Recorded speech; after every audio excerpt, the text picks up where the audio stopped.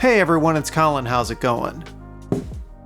Who's up for checking out some cool old vintage video technology I picked up?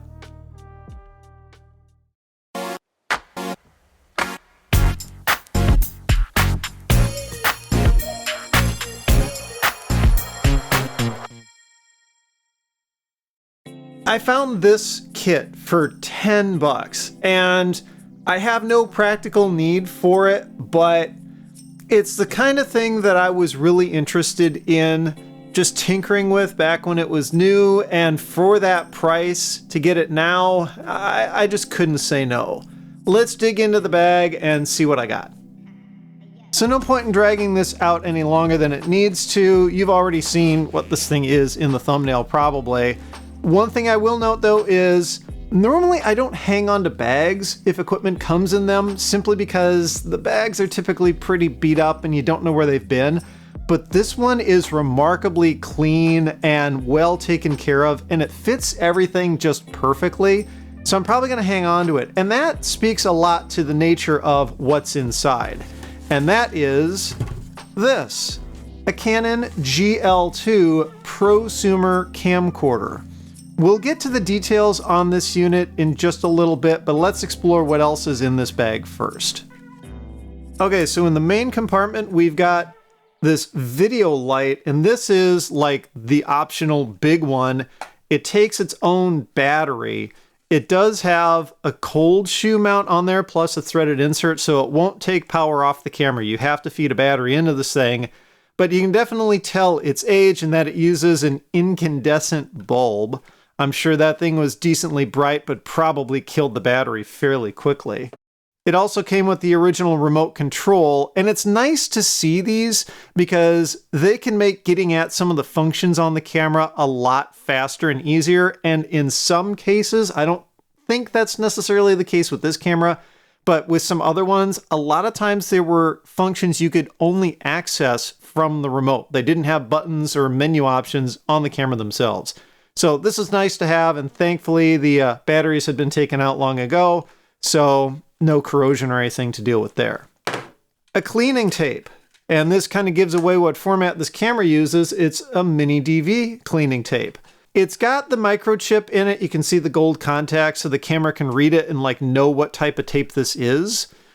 I do find it interesting that it's an official Canon cleaning tape, and again, it also speaks to who owned this camera, or at least its target demographic, and how they took care of that equipment.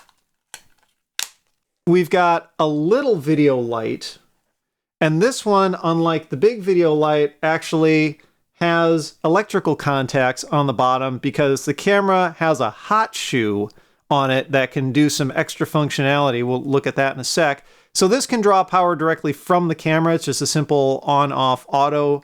I don't think it would have been nearly as bright, but for a small convenient thing, yeah, why not? That's some cool lens flare.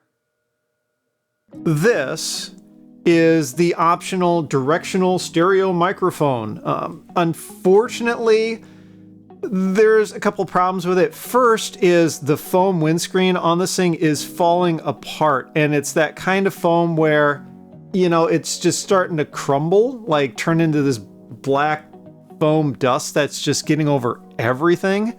The other problem is there's no way to use this microphone separately from the camera. It's also got the hot shoe connector on the bottom, so there's no external power options or audio out, so sadly you can't use this on anything other than a camera that it's compatible with, which is kind of a bummer because otherwise I'm sure this mic would be perfectly functional these days. All right, and then the front pocket is all that's left. We've got the original battery charger and the power cable for it, of course. And then we've got basically the way to power the camera without using a battery. It's a dummy battery, and then it's got this weird DC jack on the end, and that goes into a socket on the charger. This was actually a very common arrangement for camcorders back during this thing's time period. Instead of a dedicated DC jack right on the camera and a separate AC adapter, they often did this dummy battery approach. In fact, if you checked out my recent video about that Sony 8mm like portable VCR TV thing, that's how it received power as well. If you didn't stick a battery in it, it had one of these dummy batteries. So this, I believe, actually came with the camera. This was not an optional accessory, which was nice. The charger does, I think, still work. And along with the charger, there's a few batteries. This is kind of the small battery that would have come with the unit, the BP915, so it's 1500 milliamp hour. This is lithium ion, and it's got the cover to protect the contacts so it doesn't get shorted out on random stuff in your camera bag. And then it's got a pair of these extended batteries. These appear to have had some sort of like asset tags on them previously, and there's some sticky residue. But the thing that gets me is, one, they are the bigger batteries. These are the BP930s, and these are 3000 milliamp hours, so double what you got out of the one that like came in the box with the camera. But these are also the name brand batteries, the Canon ones. Name brand batteries for cameras have always been kind of a racket in the industry. Everybody hates it because they're way overpriced. So it's really interesting to see that somebody actually shelled out the money for the original batteries. Maybe they were just worried that the generic ones weren't as good. But it also speaks again to the clientele that typically bought this kind of camera. So let's go ahead and check out the camera itself. I'm not going to go through every feature and specification on it. Honestly, I think that would get a bit boring. But there are some things that this thing can do that consumer level camcorders couldn't, and I think that is worth checking out. So the first thing to note is that this unit is a bit bigger than your typical camcorder. It's what they consider a prosumer model, meaning that it fits in somewhere between your typical kind of inexpensive household use camcorders and the professional models used by production studios and television stations. This had a very interesting market to it in that while the prosumer units did get some quasi-professional use, in general, it was really just advanced amateurs that picked these up. So we'll get into the implications of that a little later on, but that can also at least partly explain why this particular unit is in really, really good cosmetic shape. On the side, you've got a simple display that can show some functionality like, what features are engaged. Plus it's got audio level metering, which is pretty nice. There is an SD card slot. Sadly, that's only for shooting still pictures. And that's probably the biggest limitation of potentially using one of these camcorders today, is that for video use, you are limited to MiniDV tapes. You can't record video to an SD card. The technology, for many reasons, just wasn't there yet, but this thing can take what I think are right around 1 megapixel still photos and save those to the SD card. You've got some built-in effects and that sort of thing, although I'm not sure how often people wanted to use those. If you bought one of these, you were probably getting kind of into editing on your own, so you'd be more likely to do any sort of transitions in editing software instead of directly in the camera. But you've got white balance controls, custom keys and presets, and a whole bunch of audio controls. On camcorders, a lot of times audio is a bit of an afterthought, and you're locked into just like auto gain control and not much customizability. Once you got into the prosumer level cameras, you started to get much better options, including like manual level control over the individual channels. Now, why would you want manual control over individual channels instead of just the pair of them as a stereo unit?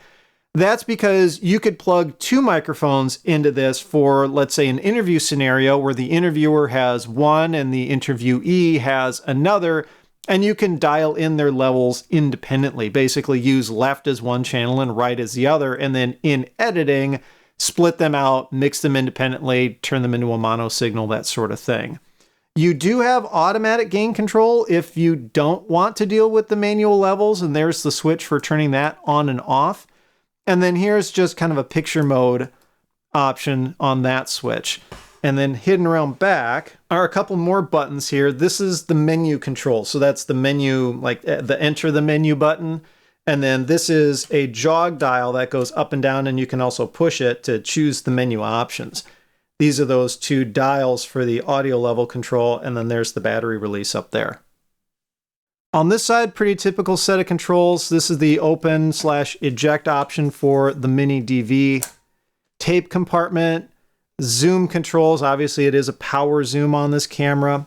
Here's the photo button for taking a still photo, and you can choose where it saves that still photo, whether it's to the SD card or directly to the tape itself. That seems kind of strange, but not everyone was, on board with solid state media, and those SD cards were fairly expensive back then. So being able to save the photo directly to tape made sense to some people.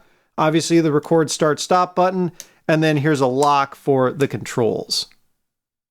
There's your external microphone input, and that's a stereo input, and then headphone jack for local monitoring.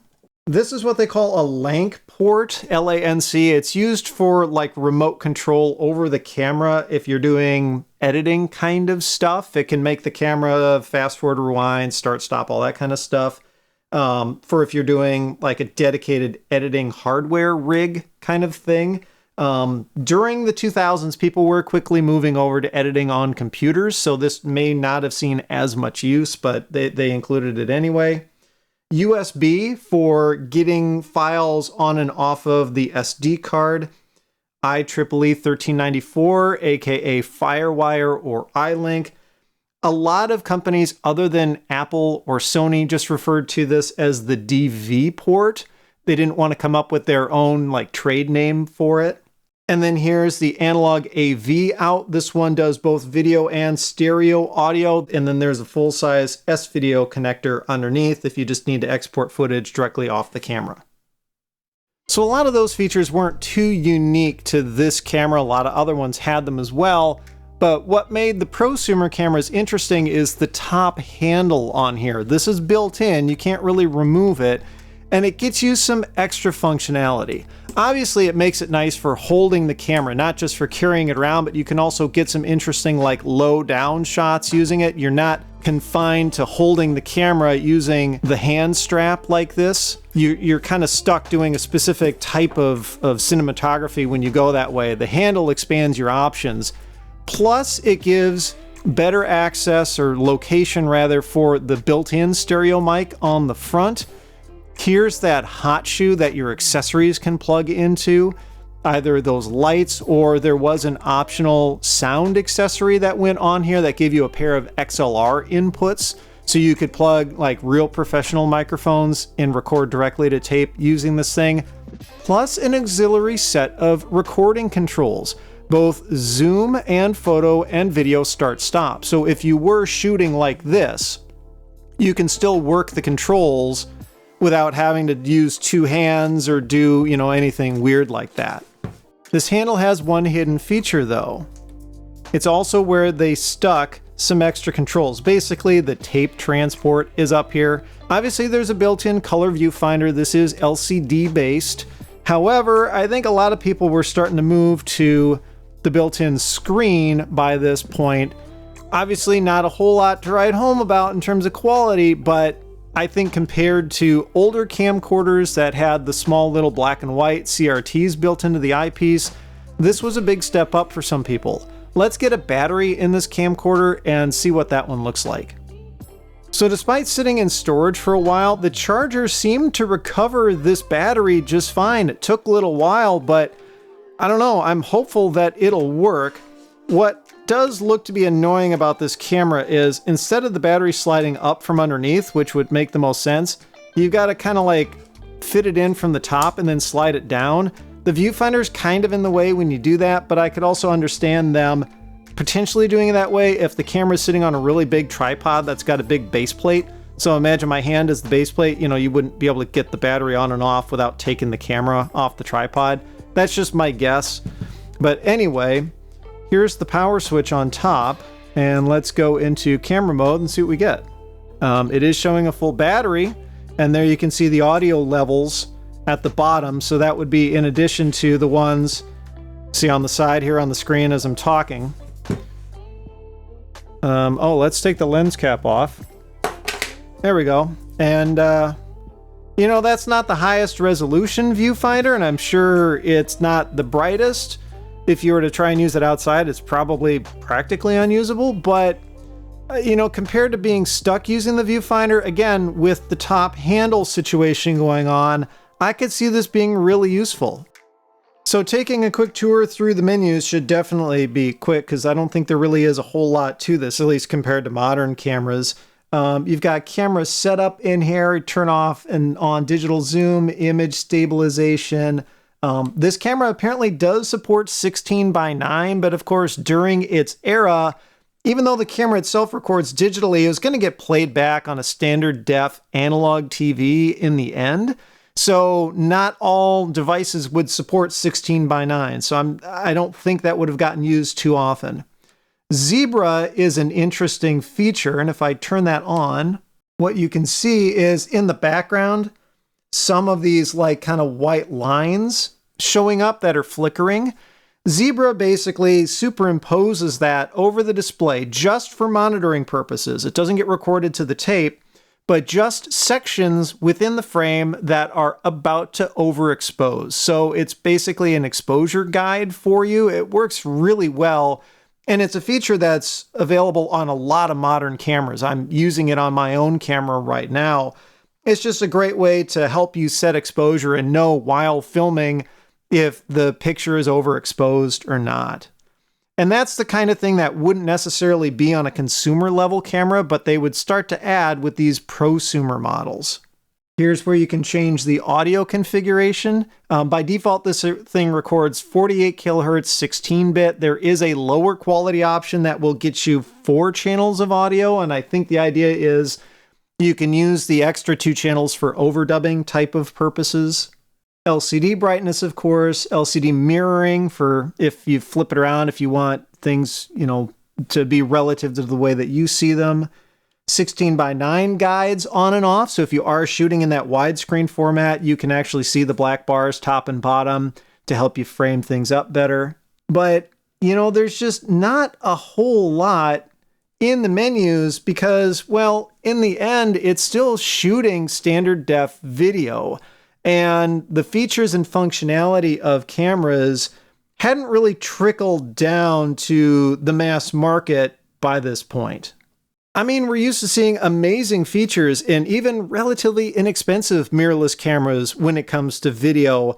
But back then, to get some of that stuff, you had to pay big money. And that's where these prosumer cameras really kind of filled a niche. Prosumer cameras still represented a pretty serious price premium over consumer ones. If you figure a consumer camcorder was probably around $500 or so, a decent amount of money for the early 2000s, but still not cheap.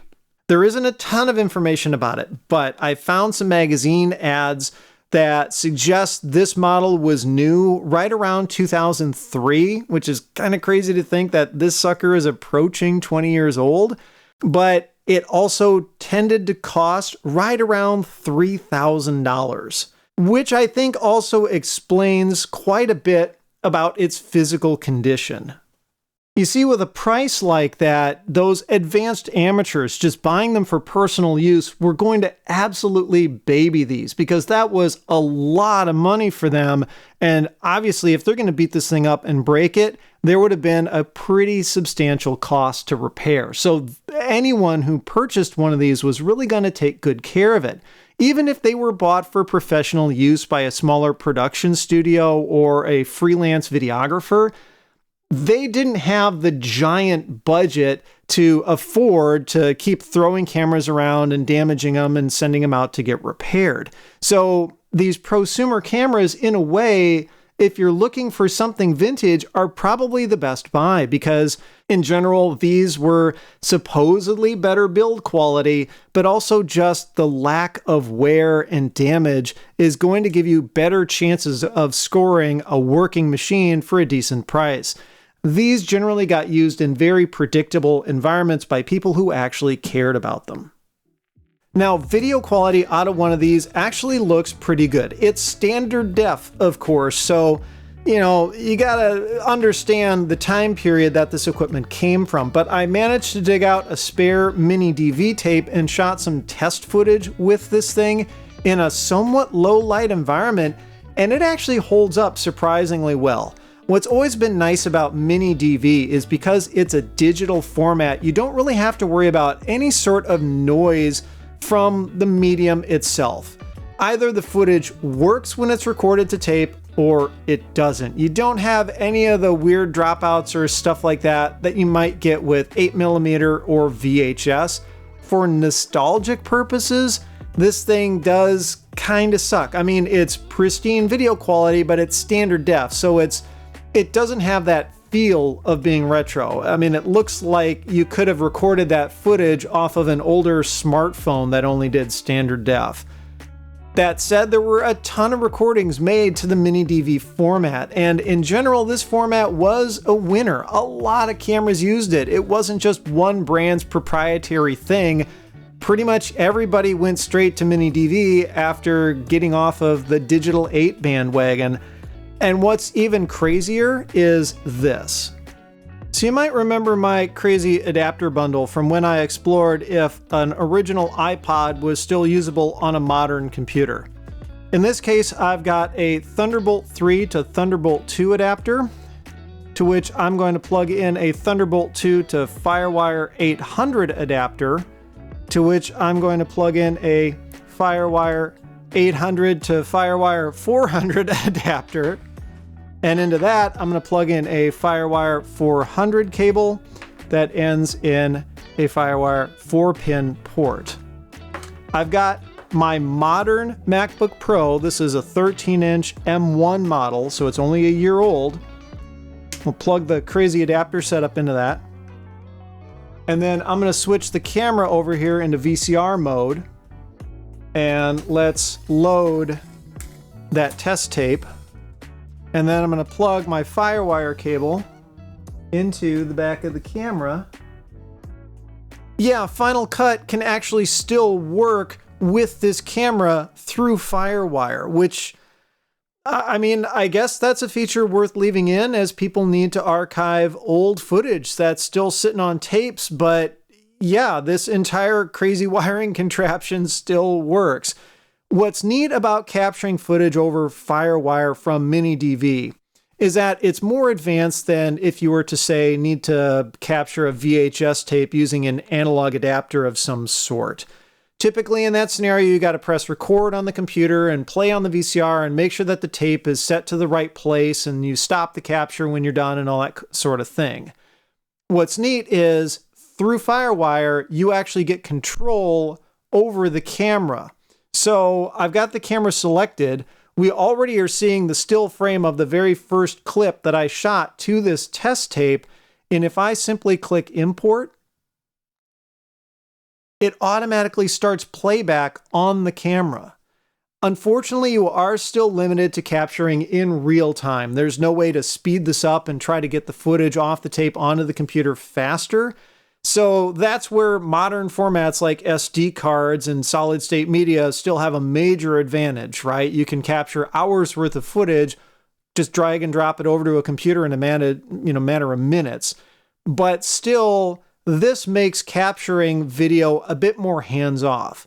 What's also nice is every time you press the stop button on the camera when you were recording, as in you were doing different shots, different clips, it actually marks those, and when the footage ends up in the computer, they turn into separate files. So you have separate files for every single clip instead of one just big long clip that you then have to chop up later on. And honestly, I'm pretty sure that's what most people are looking for when they buy one of these cameras now. It's just as a device in order to transfer old tapes over to modern formats. If you're in the market for something like that, I really think one of these prosumer cameras is probably your best bet. Is anyone going to want to get into this because of the aesthetics of it, the look of the footage? Well, I don't know. It doesn't really have that analog kind of feel like the other tape-based formats that preceded it had, so it may be a little while before we ever get to a point that someone thinks, oh yeah, shooting on MiniDV is really cool. That said, with how inexpensive these cameras are and how many of them that were produced, if you think that is a visual effect that would be beneficial to the content that you create, well, there's a pretty low barrier to entry to pick one of these up. and especially if it gets you a pretty advanced device in the end, definitely may be worth pursuing. And on the topic of video, this is as good an opportunity as any to announce a project that I've been working on. You may remember earlier in 2021, I released my mini disc documentary, and I'm absolutely blown away by how well that was received. That video was a passion project of mine, and I've just been used to those not doing too well in terms of view counts, but that one really seemed to resonate with people. Recently, I was given the opportunity to put one of my videos out on a physical format for release. Coming soon, and I don't have a firm date just yet, you'll be able to buy a copy of that documentary on VHS. It includes an all-new soundtrack, and I went through and completely re-edited that video specifically for 4:3. So it's, let's just say, very period accurate. It looks fantastic in standard def, which is kind of weird, but if you're interested in potentially supporting the channel and/or you like retro media like that, be sure to follow me on social media, either Twitter or Instagram, and I'll have more details about that tape when we get closer to it being available for purchase. Hopefully, it'll be out before the holidays. Anyway, if you like this one, I would appreciate a thumbs up, and be sure to subscribe. You can follow me on social media at thisdoesnotcomp, and as always, thanks for watching.